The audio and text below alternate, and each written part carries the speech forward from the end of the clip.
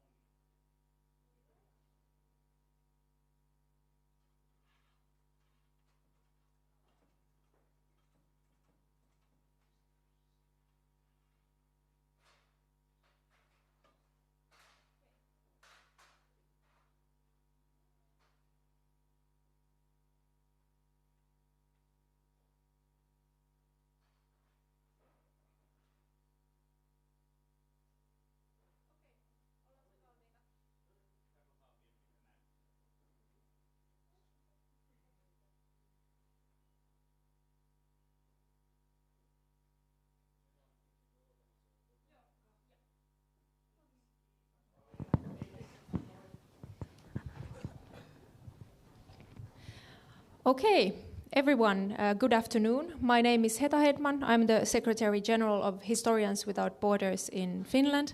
And today we're going to have a very interesting discussion with our 4 distinguished speakers.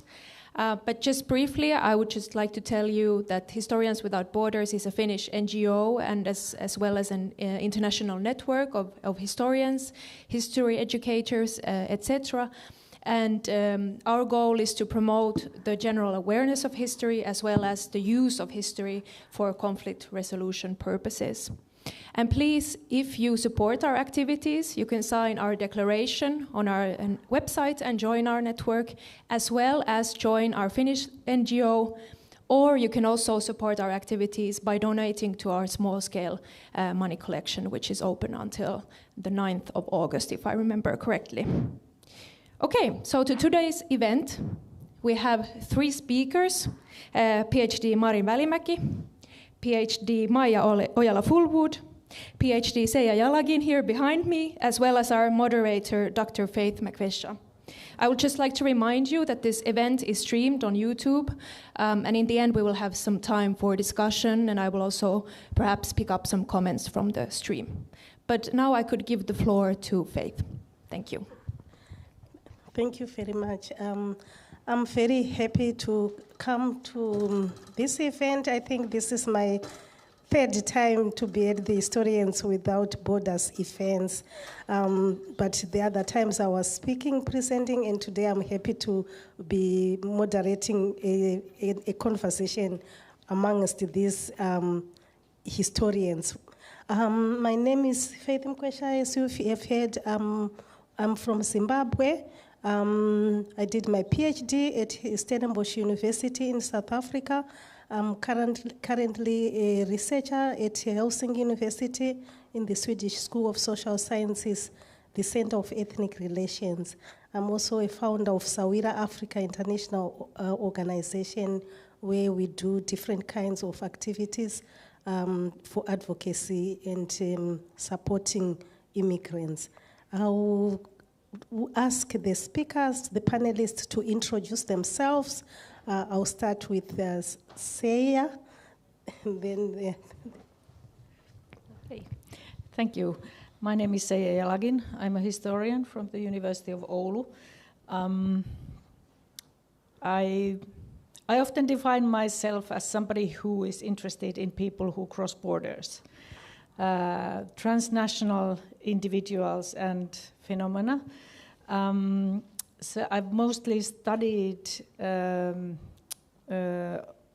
cultural encounters, and the things we discuss today, they are related to, my research is related to intersectionality in the way that I focused on gender history in these cultural encounters. And more recently, during the past 6 or 7 years, I've been doing research on Finnish refugee history. And of course, that brings in questions of ethnicity or race and other variables that are also embedded in intersectionality. thank you very much. I'll ask Mari to introduce herself or themselves. Yeah, thank you. Hi, I'm Mari Välimäki. I come from the Universities of Tampere and Turku. I'm an early modernist. I'm focusing mostly on the 17th century, and my specialities are gender and family history and the history of the university. And in my PhD thesis, I studied mostly young men and young women, and I used intersectional method to study their agency and so forth. And I'm planning to study men in the future with intersectional viewpoints or views. Yeah. Thank you very much. I'll ask him. Say. Okay, I mixed up my names. Yes. Okay. Maya, to introduce herself. I think I mixed up my. Yeah.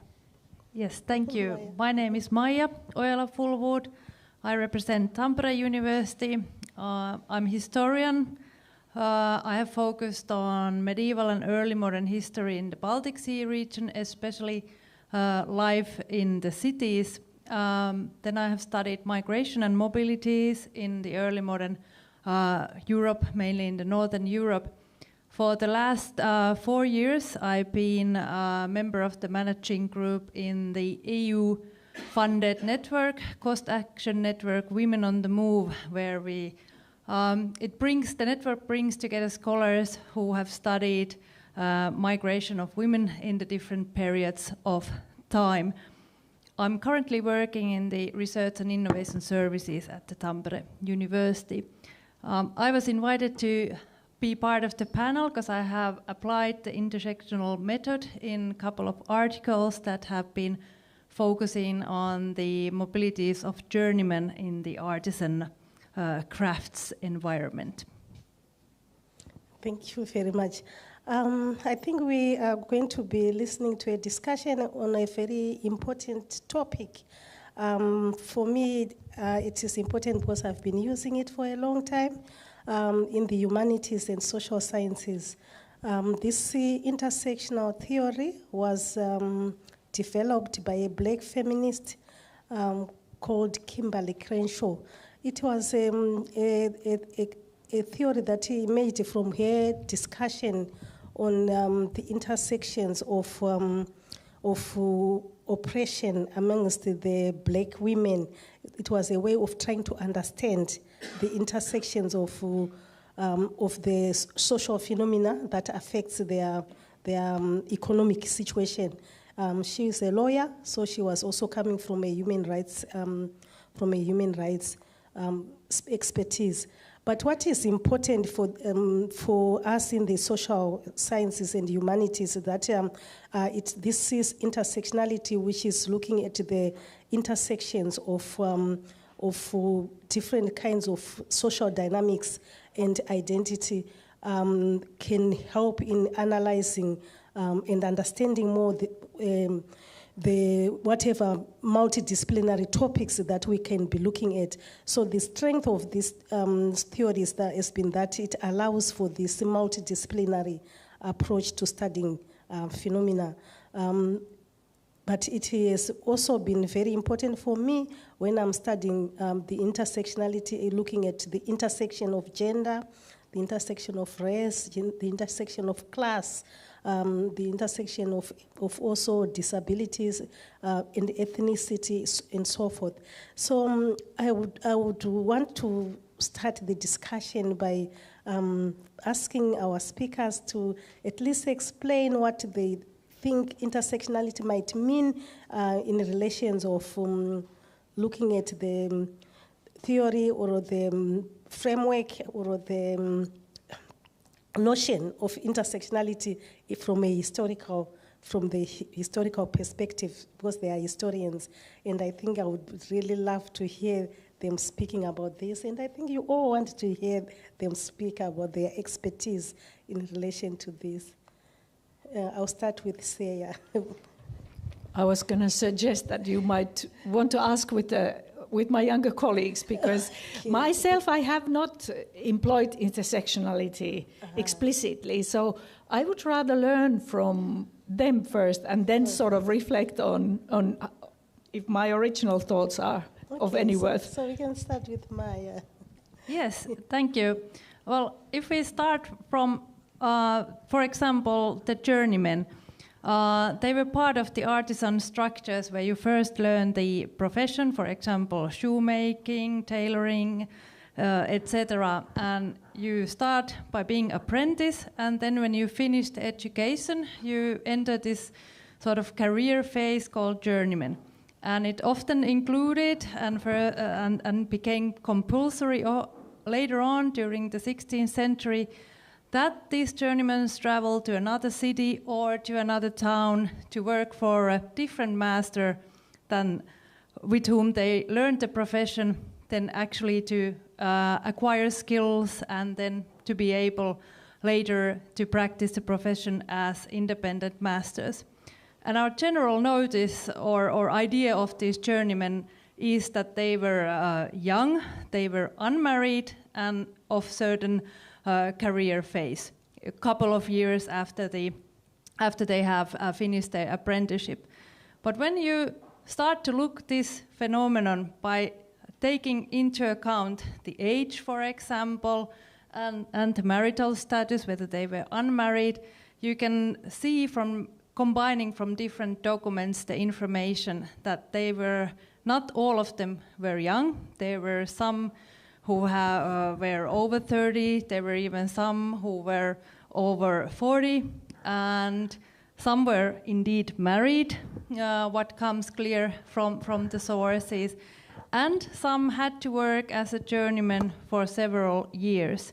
So when we bring into the research intersectional perspective and we combine these different variabilities, the different elements, they can be gender, class, race, but they can be some other as well. The whole phenomenon looks more dynamic. It gives it more nuanced understanding of the past and can open our eyes that maybe we have to look more closely to the things that we have regarded as certain or fixed when we bringing this intersectional point of view. Yes, that's really interesting because there's always room to continue to develop a theory, and the theory becomes stronger if it is used by different researchers, and then we keep on developing this theory so that it can apply to different fields. Yes, Mari?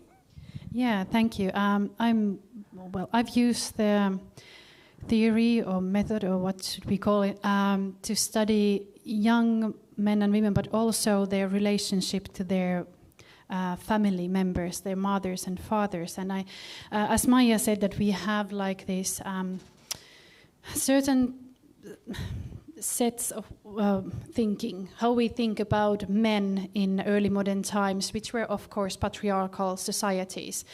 But the patriarchality didn't always mean that the men were at the highest place. So if you were, for example, student, which I have been studying mostly, they were not always above women. So, for example, in relations to their mothers, they were supposed to honor their mothers, of course, listen to them, but also to the ladies from whom they hired their lodgings, for example.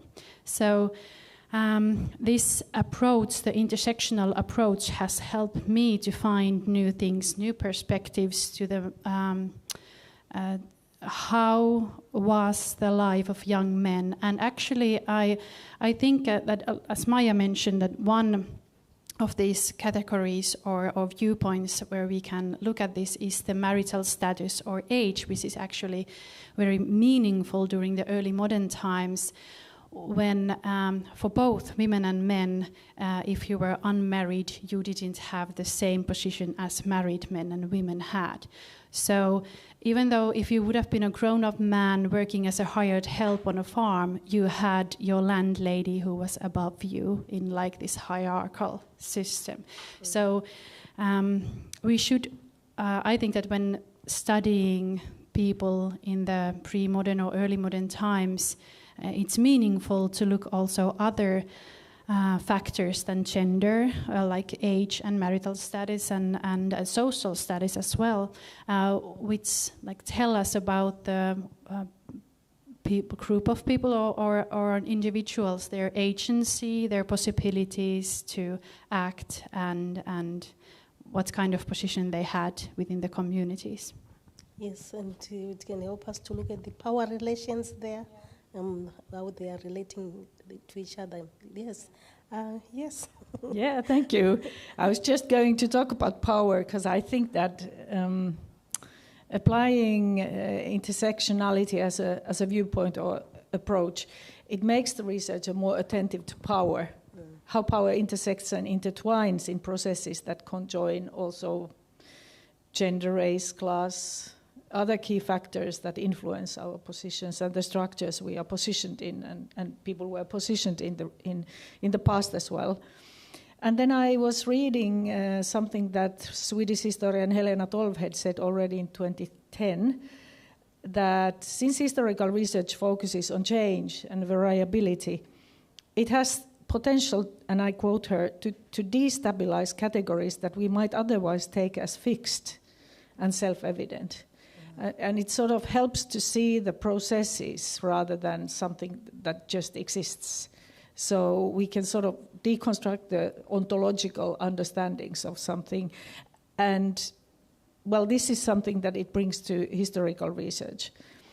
If I look at the methodology in historical research, I want to keep my freedom, and I see intersectionality not as a theory that I would need to take as such, but rather as an approach that gives very useful analytical tools. So I would say that in general, still, historians are a bit reluctant to sort of hang into theory, but rather to theoretical approaches and analytical concepts. And therefore, intersectionality has a lot to offer. Yeah, because when we developed the notion at first, it was a metaphor of the interconnectedness of the struggles of black women. So she coined it as a metaphor, and then later on it went on to be developed into this theory. Or we can use it as an approach, or we can use it as a notion. So we just have to frame how we want to use this.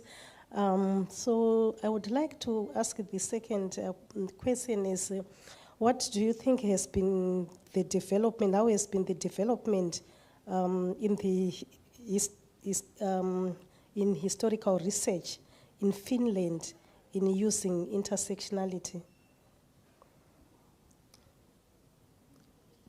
Where are we currently with the concept, with the popularity of the concept within historical research and in other fields?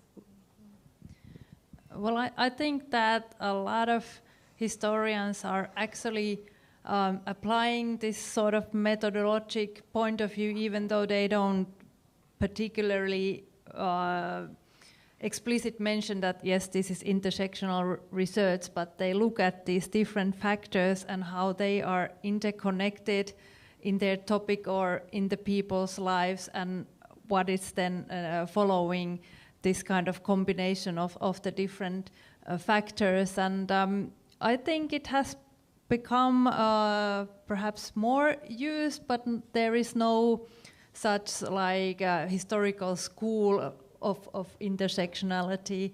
I think one of the reasons could be that we often identify ourselves based on the epoch that we are studying, like medieval, early modern, and contemporary history, or then the geographical area. That's one way to put it, how we identify ourselves as historians. Yeah, I quite agree, and I think what Seija said earlier about that this is a more approach or a method that is used, so it is not so plainly maybe in the that we take this theory of intersectionality, but then again we say that we look some phenomenon from many viewpoints and consider the many factors that influence on how things were during the times that we study. Okay. When I was invited to speak about this topic, I started to sort of go through my memory, and I remember that when I first came across the concept of intersectionality within gender studies, I remember historians being a bit confused that what is this? Haven't we always been doing intersectional analysis more or less? Because it is our sort of, it's in the core of our research to take into consideration all the variables and factors that affect the topic or the question we are examining. We just didn't name it. But then it was not that simple. That was a sloppy answer from historians to the original challenge by intersectionality, I would say, because we had not taken into consideration always the power. And of course, through gender history, and particularly through Joan Scott, the sort of combination of gender and power questions came into being, and then intersectionality has a lot to offer. I would say that it has been widely used, at least in Finland, within gender studies, of course, and then more recently within cultural anthropology and ethnology as well. But I also find a recent example from what we are all doing now, more or less, this multidisciplinary or interdisciplinary research. And an interesting example of intersectionality and memory culture is the research anthology called Marginaaleista museoihin, From Margins to Museums by Anna Rastas and Leila Koivunen. They edited the book in 2021.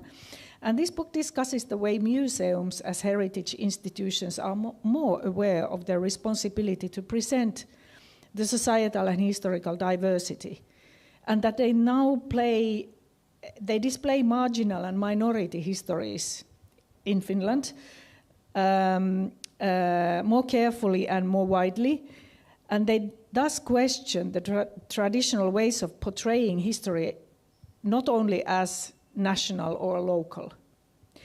And at the same time, they take seriously the call to sort of deconstruct white Finnishness as a norm. So what I see happening is that it's not just within the research as such, but in the multidisciplinary field, where, of course, history plays a part, like heritage institutions like museums. Yeah. Yeah, I think you raise an important point of that it's helping the museums to bring in those in the margins into the center of the museum. I think I've been in many museums as well myself, and you would see sometimes that there are not much exhibitions from the minority, but now we see many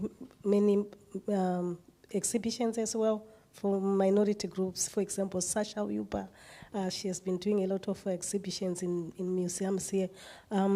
So yeah, I think why is it important to include those who are in the margins, or those who are the minority, or those who are of different ethnic group? Why is it important to include them in the research and to take into consideration intersectionality when analyzing some of our work? Who would like Can to I come continue? first? Yeah, because I mean, reading a bit more about the history of intersectionality and about Kimberlé Crenshaw's initial work, I started thinking that we should, as historians, also be inspired by the sort of activist power that intersectionality sort of comes with. And then what I see that it can be useful in, particularly in Finland, is that we have been taught a very specific national narrative of Finland, particularly since the 19th century. And historians have been actively producing this very homogeneous idea of Finnishness and Finnish history and Finland.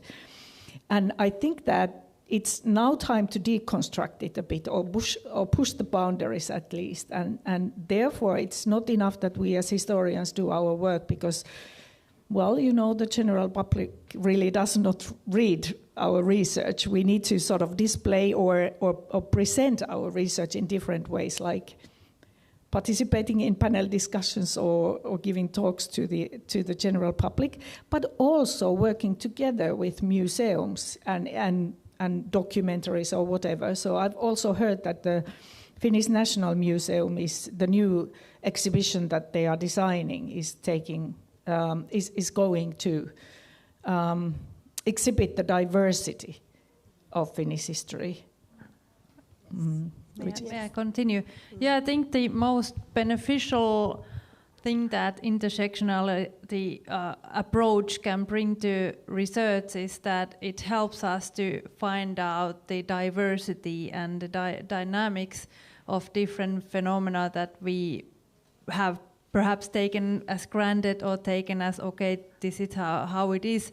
But it's very narrow if we look only one of these elements, like nationality, or whether it's gender or age or religion. If we only look at from one point of view, then we miss something other. When I think of the history of or migration history or mobilities, it is often looking from very national point of view, and then we often miss the individual life trajectories where people have been going back and forth for many times. And of course, when you think of the religion and language, it plays a significant role where you set up and can you stay there and establish a family, or do you feel as a foreigner, or do you feel as a welcome. So it's when we take into consideration these different elements, then the journeyman experience, for example, can look totally different when we think of the, for example, religion. Okay.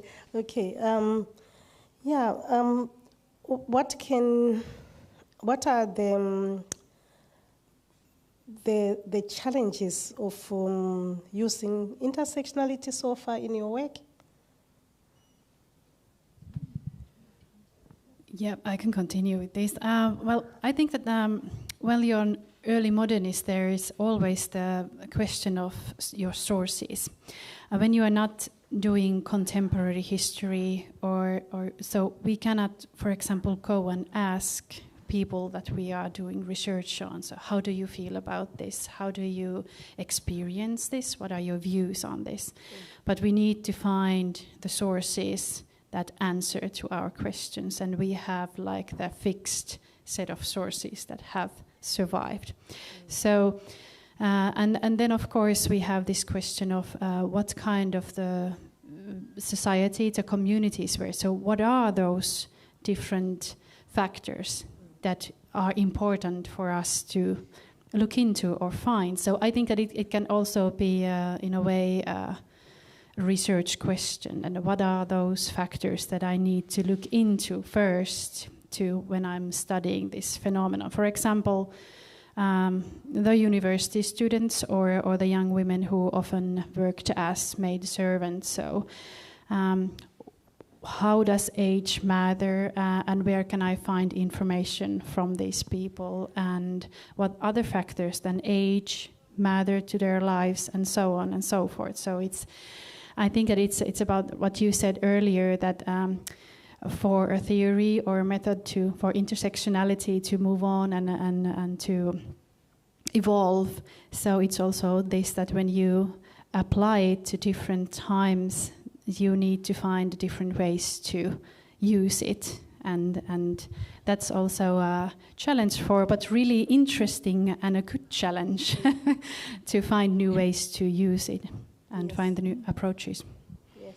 Yeah, and if I can continue, I think if we take seriously the sort of political responsibility of historians to sort of speak for the people in the past who did not have a chance to talk for themselves, or who were subjugated somehow or underprivileged. So then you come across very soon, you don't have to even go to as far as to the 17th century, you very soon come across the fact that even 100 years ago we had people who couldn't read and write, or that who came across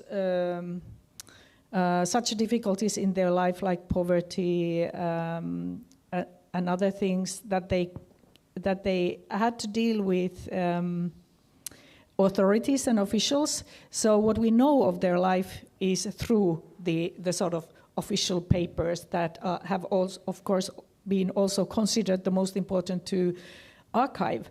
So what we need to do is read against the grain when we see these sources, and then sometimes we may find a little trace, like a letter from somebody who is seeking for social support from the municipality or something, and these are the challenges are there. So how can we sort of combine the different sources to be able to say something about how different categories like age, gender, class, etc. intersected in their lives, and how can we say something reliable as historians? So these are aren't they the everyday challenges of historians anyway? But I think that if you wanna, if one wants to use the method, then you need to combine different kinds of source material, and because if you have one church records or town court records, they give you certain information, but it not necessarily be all of it. And by combining different kind of records that can include, for example, tax list, then the court records, perhaps if you find some letters, that is also a very, very good combination, for example. And of course the town magistrates, town councils, and their archives have a lot of potential as well in the early modern period, at least. Okay, so what comes is that it is important to revisit the archives and find the unsaid, and then that will really help us to bring in more visibility to those who were in the margins during the different historical periods that you are all studying or researching on. I think this also make me ask who frames what is history, what is considered to be history that is important to study. If we look at it from an intersectional perspective, because I think Maya talked about that there are not many references to study on this from a historical perspective. So maybe it brings us back to who decides what is important to be researched in history, in terms of history in the Finnish context. I should hope that the researchers think, because I think that they are the experts in the field too, or they should be at least. But of course, when I consider something that it's really worthwhile to be studied, we also have this. I don't know if you want to go there, but the question of funding also, that what kind of research is funded, which is a big question. But I would like to say that the historians are the experts to say that what should be studied. But of course the time, of course, like I would also say that the histories that we write are like always reflects our time. So that's why the history that's been written in 1950s is very different from the histories that we do now, or the topics that we study now are very different from the topics that were done like 20, 30 years ago, because different themes are important in our time. And when we have topics that are like current, then we start to look for them on how they have been in the previous centuries and so on, or how are the big picture, what have changed and how has it changed and so on. So, but what would you say? Yeah, I think it's part of all sciences that you have this certain generation and then comes the younger generation who set up the new norms and look things differently. So I'm sure that in 20 years when there are new people discussing this topic, they think, oh, what they did that time. And we need to revise that as well. But like Mari said, history is of course always connected to the time where we live, and we study the things that we find interesting or hard to understand, because history can give us means to understand this kind of large development, development is not the right word, but the long processes from longer time periods or across the periodical times, what has been same, what has changed, and how they have changed. Well, I would also say that of course it's the researchers themselves whose creative mind also creates the sort of topics that we want to research or find interesting. But I would also say that maybe today more and more of the importance also derives from multidisciplinary impulses and cooperation. Because for intersectionality is a good example of all these approaches and concepts that have been developed in other fields, and then slowly historians have taken over. And I think it's a good thing, because when for example, to the younger researchers, when they write their grant applications, I've always pushed them to really argue for why it is important for today's people and audience to get the information that we get from our work as historians, because it is done for us today, not just because past is interesting. And then there comes also the challenge that, for example, I have been for the past year working in a very multidisciplinary, huge research consortium on where we study two-way integration, basically kotoutuminen as a two-way process in Finland. And I've learned a lot from social scientists in that sense, but what I also see there happening there is that as a historian, I'm often the odd one out. So I'm desperately trying to find the ways to sort of translate my research topics and the knowledge that derives from my work so that it is useful for the social scientists and for today, and that it should not be something which is a curiosity, but that it actually serves us today. Yes, I think that's one thing that people always think of. Why are people studying what happened? What happened in the past, and how is it relevant to the present? Yeah, and I just want you to explain a little bit more why you think that intersectionality can be an important framework for research here, and try to kind of give examples. In which area do you think that it can be particularly useful to use?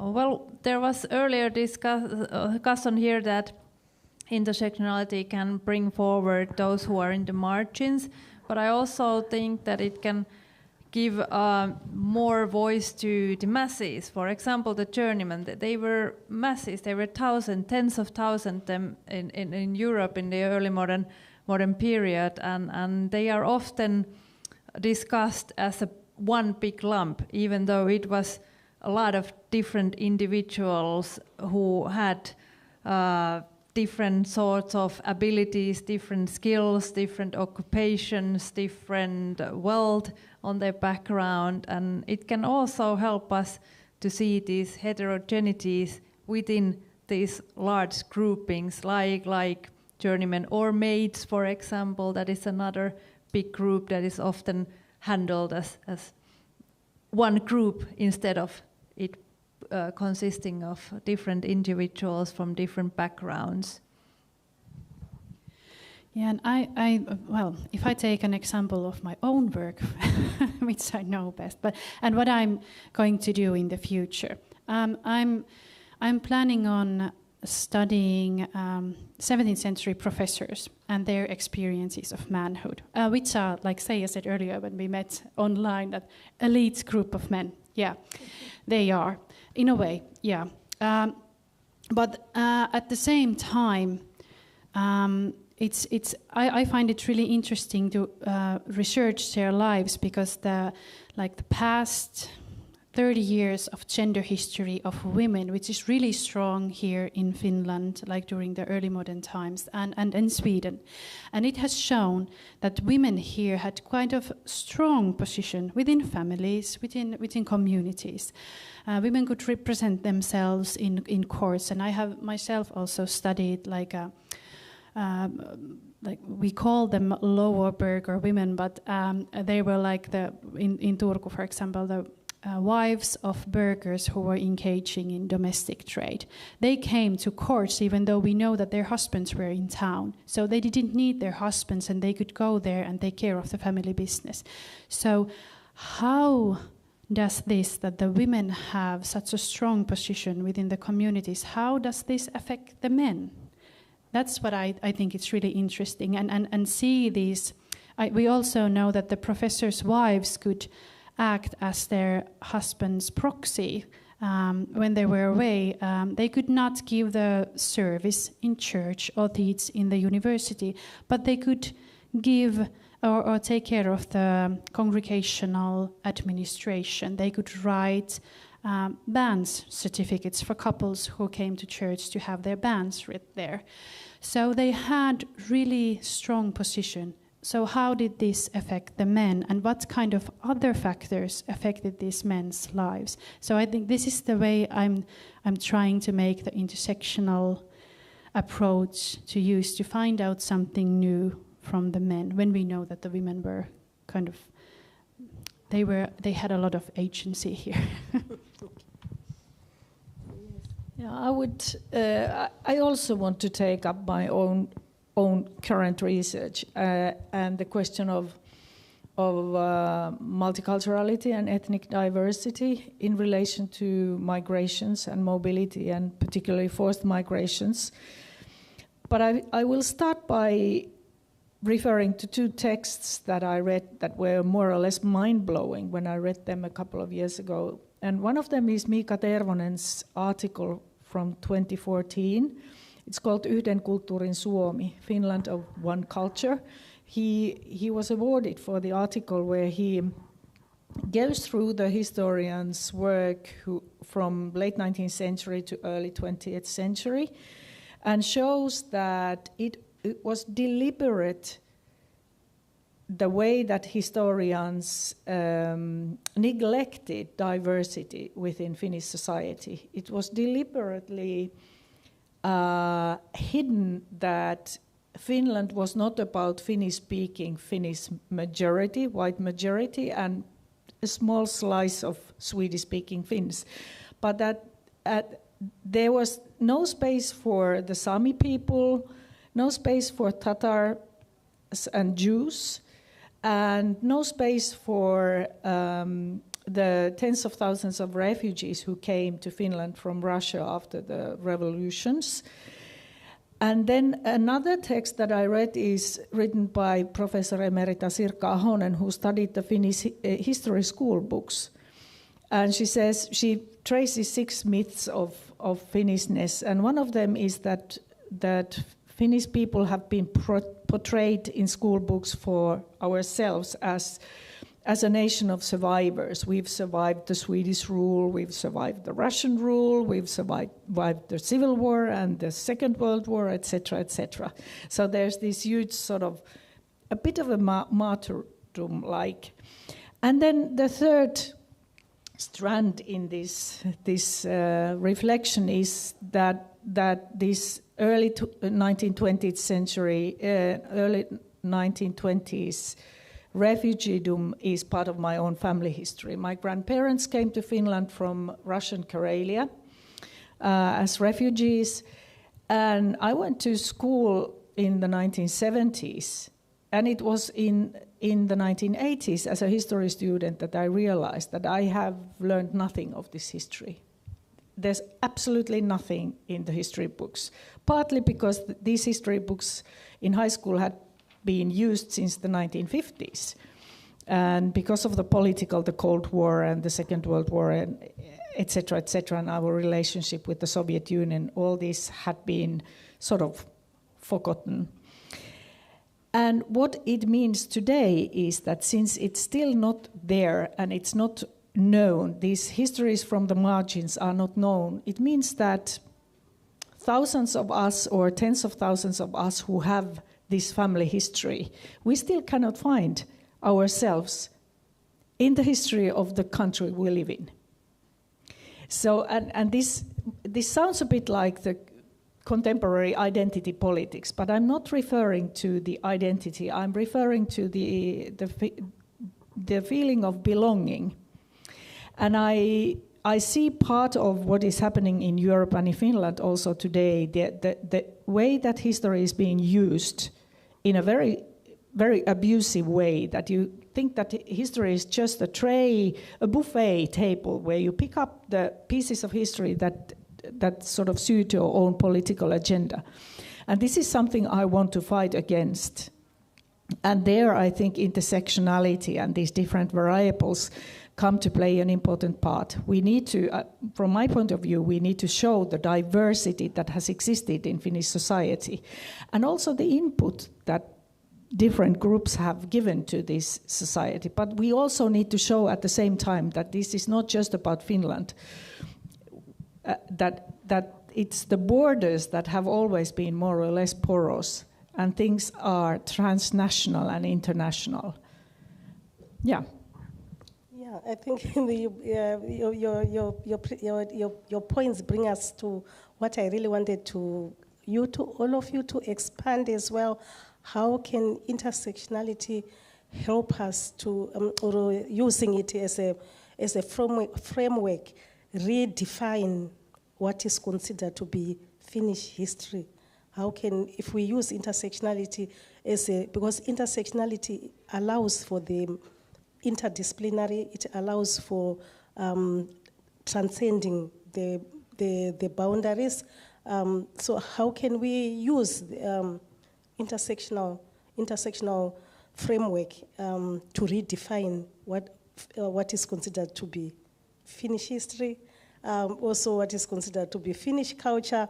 I remember there's a time I went to one museum and there was an use of the image there that we found problematic, and the answer was that if Finland is still a monoculture. So how can we revisit the archives and make visible what is hidden? That, like you say, there's a lot that is not said about that Karelia and the Finnish people who moved from there, and some even remained there. There's also with the Roma, with the Sami. There's a lot that is said, but when we are talking about Finnishness, somehow the silences about other people who belong or other historical backgrounds. It's a very wide question. You can answer it the way you want, and this is the last one. So, and we have how many minutes more? A little bit less than 10 minutes. Okay. Well, okay. For me, I'm, like I've said 1,000 times already, I'm an early modernist, which means that I study the time when Finland was part of Sweden. And I was just thinking when you asked that, what does this mean, this intersectionality for Finnish history? Because it's a thing. I remember when I was first starting my PhD and I was supposed to apply for funding, and one of the foundations had that you need to mark whether you were doing Finnish history or is it general history. And I was like, what am I doing? Because I'm studying the 17th century, we're part of Sweden. Am I doing Swedish history, what I'm doing? So for me, I don't think that, even though I have actually defended my thesis in the faculty of Finnish history, so but for me it's not, in a way I consider that it's not so much of national history that I do, because I consider it very important when we study the older times to, like, it's about the transnational history and to acknowledge the different boundaries of different realms during the times when we study. So we cannot, I think it's not good to have like the nowadays national states boundaries when we study the pre-modern times. For me, it always, I tend to look into like this, during the 17th century Sweden, it's called the Age of Greatness, was it that in English officially? So it was like the biggest.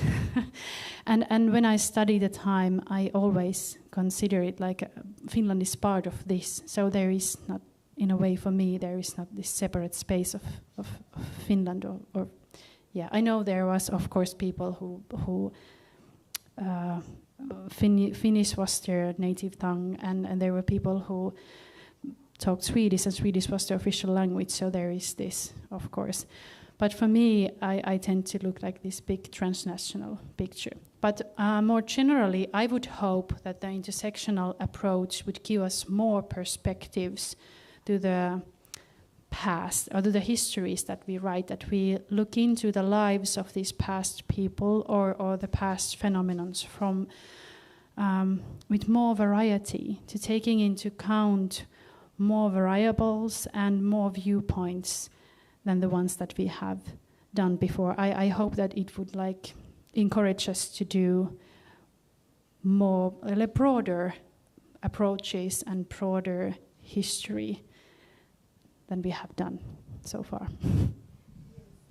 Yes, I could only add to that it might help us to see what categories were important to those people who lived in a specific time and in a specific place, whether it was Finnishness or nationality, or whether it was something totally different. Like often in my case, it was the city boundaries that was the marking. So whether you were living in the city where you had the citizenship rights, or where you were outside, and then all of them were, at least in principle, regarded in the same way. And it is, I think, it also connects Finland to this broader pan-European heritage, when we can apply specific approaches to larger phenomena and see that our history is very much part of the European history and European heritage, even though we are here up in the north. And maybe I'll continue with the forced migration as an example of what history can offer.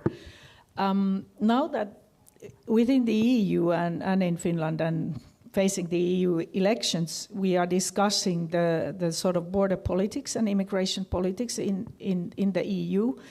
What we see as researchers of forced migration happening is that, again, there is developing an ad hoc policy. But with historical research, you can show long-term processes of what follows from these decisions, and that you can show that maybe we need to take a little bit of a longer viewpoint when we design and define policies, international policies or national policies. And now I'll give you an example. Katie Long, a British historian, she has a fantastic article about why in the League of Nations in the early 1920s,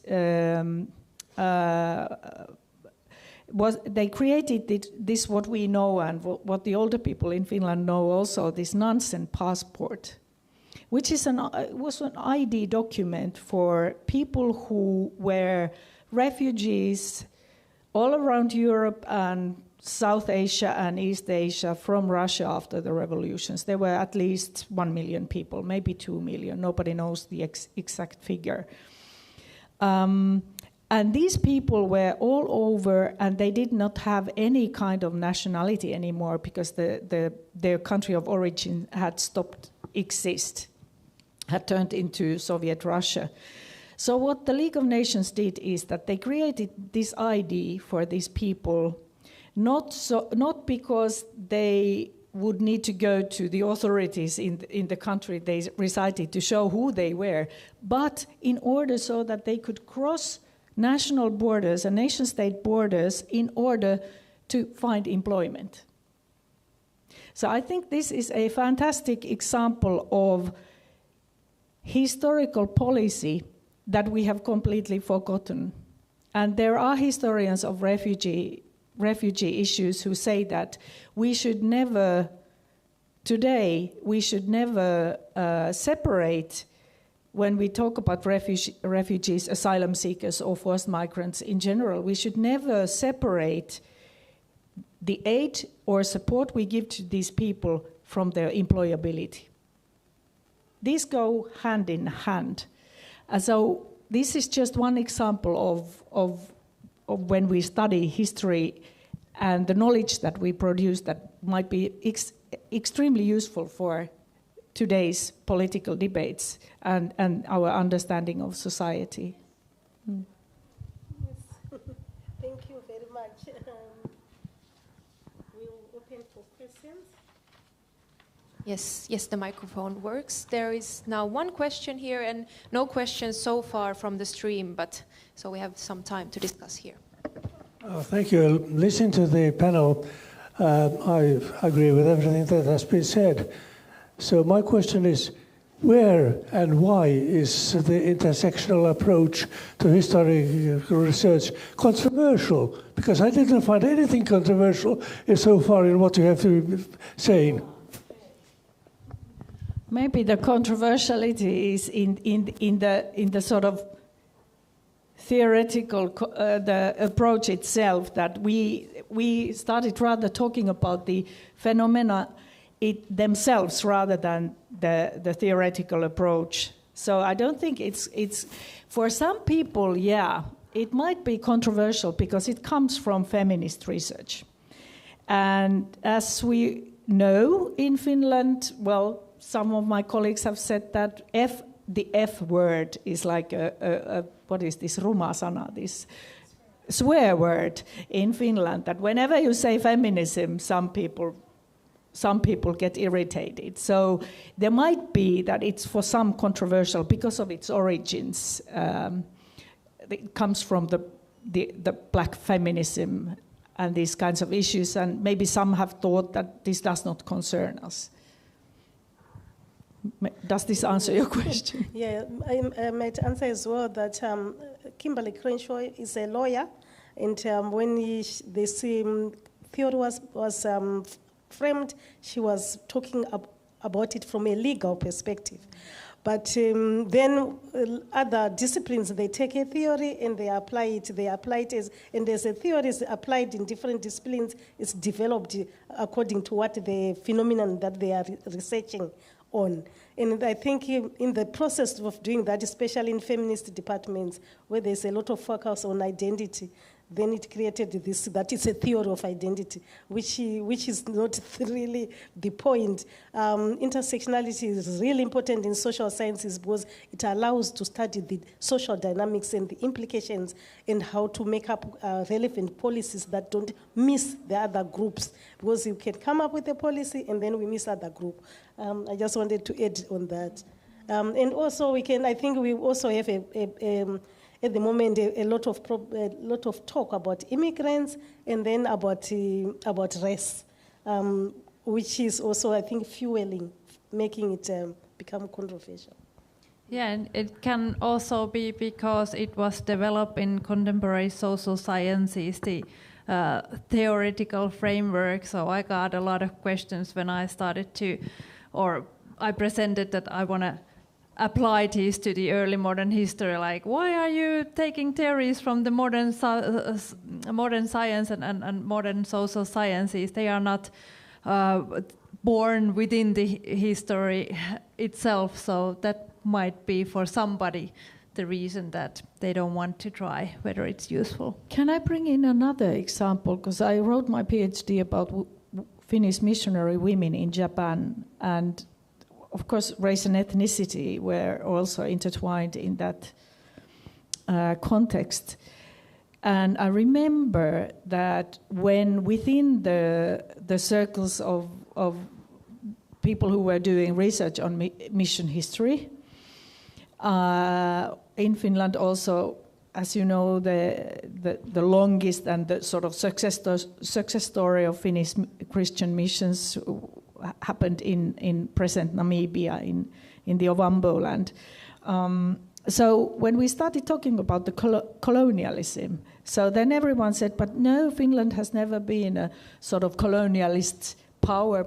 But on the contrary, Finland was colonized first by Sweden and then by Russia. But then now we have a book in Finnish about discussing Finnish colonialism. Of course we were, as missionaries or merchants or whoever, Finnish people were part of the colonial setting and colonial culture in late 19th century and early 20th century. So I think that there also intersectionality has something to offer and has actually been sort of eye-opening and has spurred historical research. There's also Finlayson, where did they get their cotton? There's sugar plantations. So I think we can apply also in looking at all the interconnections with other transnational topics. Anything else you want to say? Might I add something? Because you brought up Namibia. In August, on August 22nd, we're going to have an event, or a discussion, a seminar in relation to Namibia, because I think in June, I don't know the exact date, there's going to be a new history research published concerning Namibia and specifically the topic of colonialism or the relationship to colonialism, and we are going to have an event due to this book publication on the 22nd of August, and in June there's going to be more information about this event. So I just wanted to advertise a little bit since you brought that up. But are there any other questions in the audience? If not, I have one of my own. You mentioned, or you said many times that intersectionality is a good tool to somehow bring forth a deeper understanding of power structures. And of course, as historians, we always have to understand power structures in their own context. So usually when we talk about intersectionality, we talk about the categories of gender, class, language, nationality. You mentioned the city status, or whether you're a citizen of a city. Do you have some kind of an understanding or examples of how the understanding of history or historical research can also then expand the understanding or the approach of intersectionality? Can it bring new categories into our intersectional understanding? Or, you know, because when you do, for example, history research in the pre-modern time, you cannot talk about class because you don't have class society. But are there some categories, for example, that haven't been mentioned yet that could somehow expand our understanding of an intersectional approach in terms of history? I think that you said it first, but it's the marital status, which in the pre-modern times had a really meaningful point. There is a really vast project on gender and work that has been done in Uppsala, which is led by Maria Ågren.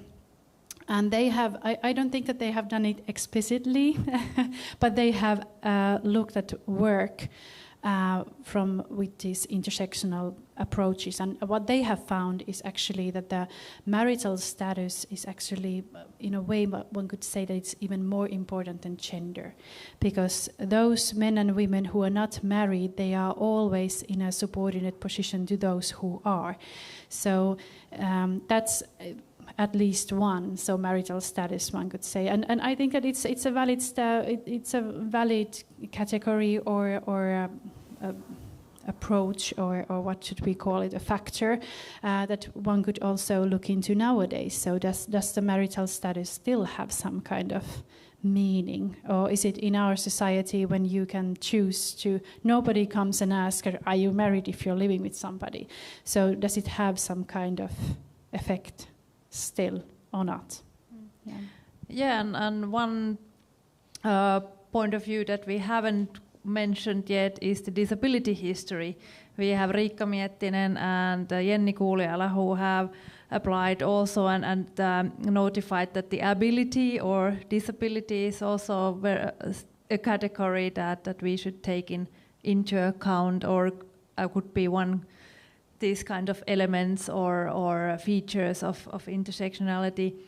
I look these kind of approach from very open perspective, and I think that we don't necessarily need to define the elements or features or categories in beforehand, but we can also take the sources as a starting point and see what comes up from there, and then there might be a new combination of these different features that is meaningful for those people at the time. Or at least be open for new features to be found. Be open for new features. Yeah. And I just come up with some one really important that I think is, of course, economic position. Whether you are poor or rich, it has a huge effect on your life, and of course, whether you have power in a society or in a community. So. Are there any other questions? I have another one. We haven't discussed this yet, so what do you think are the challenges or the limitations of an intersectional approach in the field of history? What have you come up with in your own research, perhaps?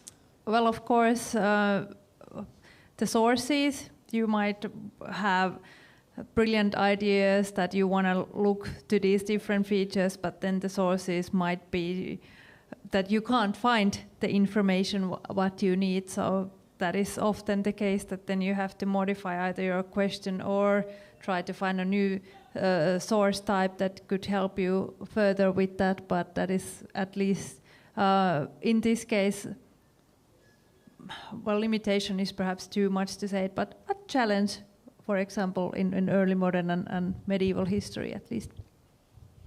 Maybe as in all theoretical approaches, there is you always have the possibility of applying it very sort of mechanically.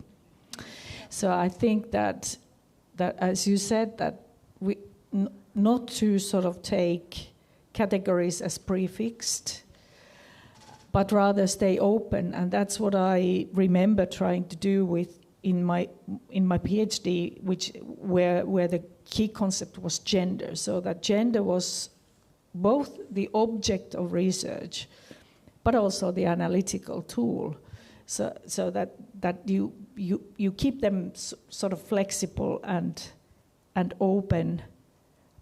Keep your mind open, and then one challenge might also be that. And Helena Tolfhed also warned about it in her article that I cited earlier,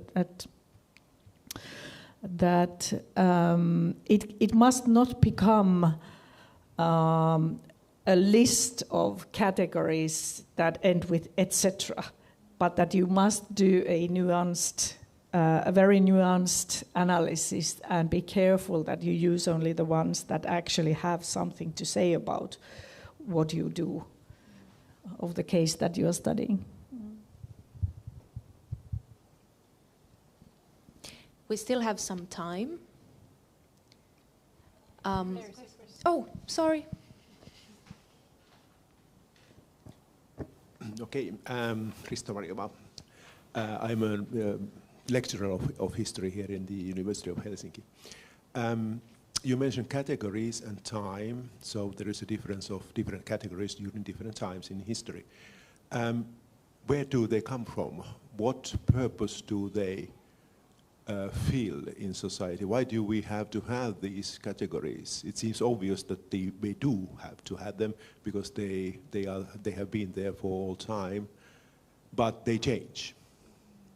Gender, class, whatsoever. So what do your mind is the factor that forces us to have these kind of categories, any kind of categories? Why can't we just be what we are? Well, I think one of the reasons is that there has always been a need to somehow to see who is us and who is some other. If I think the artisan crafts in the medieval and early modern cities, there was the craft or guild membership that was very crucial, and then make the boundaries that who are we and who are the other people living in the urban setting. So that could be one way, and maybe just to organize the world around us, I suppose. Yeah, and I said it's a really good question, actually. Yeah, because I think it's a way how we find how every individual finds their place. Who am I? To which groups I belong to? I'm part of my family, and I'm part of what am I? I'm a student. For us, it's the university, or am I a burgher, or am I a peasant, or am I a clergyman? So in order to know who we are, even though it's not something that we do, that we, what's the word, like knowing that we are doing it, I think that people have all the time been doing it, like Maya said, that who am I and who are the others around me, and where do I belong and who does not belong here, in a way. Yeah. Well, I think it's a good question, because we really don't know when it started and where it started. But it's the fact is that the moment we are born, or nowadays even before we are born, some kind of identities or categories are being imposed on us already. And I was just yesterday coming to Helsinki, I was reading this interesting book which has a horrible name, I think. Intersektionaalinen feministinen pedagogiikka, intersectional feminist pedagogics.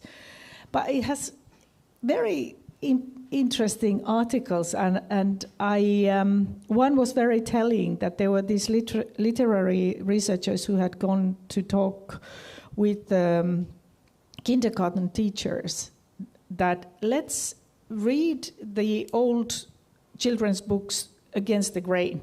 Like, why does it have to be a prince who comes and saves the princess? Why cannot it be so that the princess has slept for 100 years and now there's another girl who comes and saves her or wakes her up or whatever? And the teachers had said that no, but these are traditional children's books. We cannot do that, absolutely. But it was the kids who actually welcomed, and there was a fantastic discussion with the kids when the gender roles in the stories were told otherwise. And but I think it's our sort of need to organize the world so that we don't have to navigate socially all the time. But what we need to also pay attention to is that power is always somewhere lurking there. That for some people this organizing means supremacy, or at least a more powerful position compared to or in relation to others. So power relations come into being in the way humans organize existence together. I think that's a good way to question to end this. Why can't we just have humans, or why don't we just become earthlings? But we have these boundaries or the categories that are hierarchical, that are continuously reproducing themselves in a sometimes very problematic way. But I think it's something to think about in the future Earth. But at the moment, in this Earth, that we just have to we have to continue doing our work for now. But rethinking these categories, whether they are really serving us or not. Yes, thank you very much also on our behalf of Historians Without Borders. I think it's a good time to end the discussion on this note. There's still a few minutes that the bookstore is open, so you can browse here around. But thank you, Faith, thank you, Maija, Mari, and Seija. Let's give a round of applause to all of our speakers. And thank you for joining us, you who are here in Rosebud and everyone who is also online. And I hope to see you at our future events. As I mentioned, in August, we have the Namibia event. This is not yet, it can't yet be found on our pages, but will be in June. And we will also have other events in the fall as well. So please follow us on social media, Historians Without Borders, or follow our web pages. Thank you so much. Thank you.